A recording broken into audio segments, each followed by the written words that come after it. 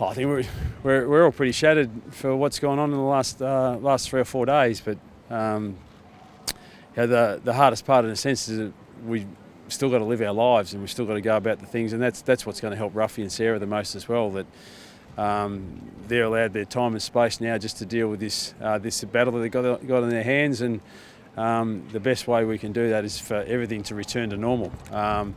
Which includes, the hysteria around this in terms of the fact that it's a public profile and he's a very, very decorated player. But this type of thing goes on in mainstream life all the time. We've all had to deal with it in our lives. It's just that it's such a high-profile player at the minute that creates a fair bit of attention. But the sooner that can all die down and Jared and Sarah can just get on to doing what they need to do to confront this battle that they've got, then the sooner that they'll be able to focus on what's really important. In the very short term, that's a bit of an unknown about where your players' heads will be for this game tomorrow. Perhaps, but what Ruffy's done on Tuesday, come in and spoken to our players, and he wants everything to return to normal as quickly as possible. And he's more than likely to come to the game tomorrow night just to indicate that normality that he wants to return to. And he's been an important part in the last 2 or 3 days in the way that our players have been able to address this issue too. And we're really fortunate that he's taken that sort of approach to it. How are they in their health? Do you sense that the mood is a little bit down? Are they getting up? It's hard to say. They've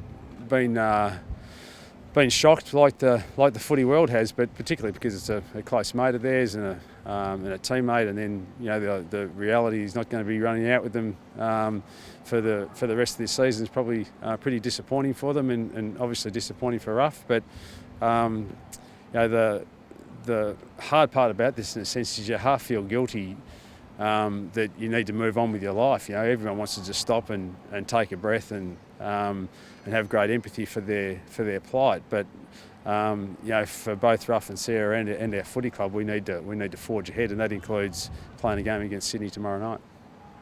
Buddy Franklin's form has been amazing. Just what's the best way of playing it? Yeah, we know Bud pretty well. That doesn't always mean that we get it right when we play against them. He's been in fabulous form, and it's good to see. He went through a battle of his own in the off season, and that will probably be ongoing for a time as well. And so it's good to see him playing good footy again, and we're really pleased for that. We just hope that he doesn't play too well tomorrow night against us. But he's the important cog in their machine. But the midfield supply, if he gets a lot of supply, they've been averaging more inside 50s than any team in the competition. So if he gets a lot of supply, it might be tough for us. But if we can sort of go well in the middle of the ground, then it gives us a chance for us to be able to kick a score and deny him the chances to do so for them. Is that the best you've seen by the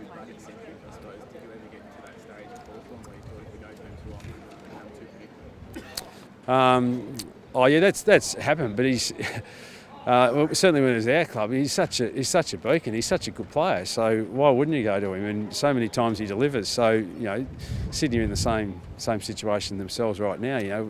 He's on top of the goal kicking list. They're winning games of footy. They're playing a really potent brand. So why wouldn't you continue on with that sort of philosophy? So that's more a question for Hawthorn and the Sydney Swans than me. But they've played some really good footy, and he's been a key part of that this year.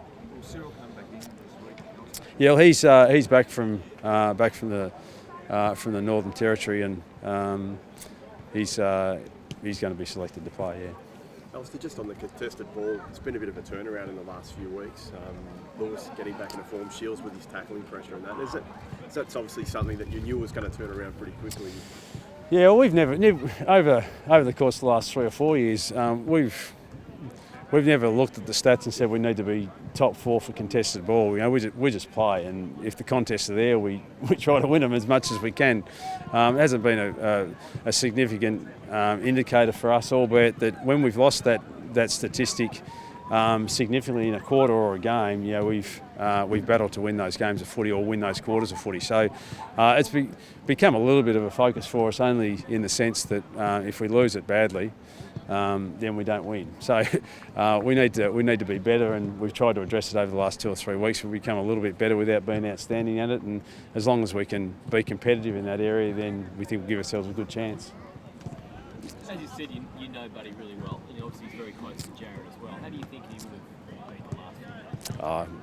It's hypothetical, mate. I've got no idea.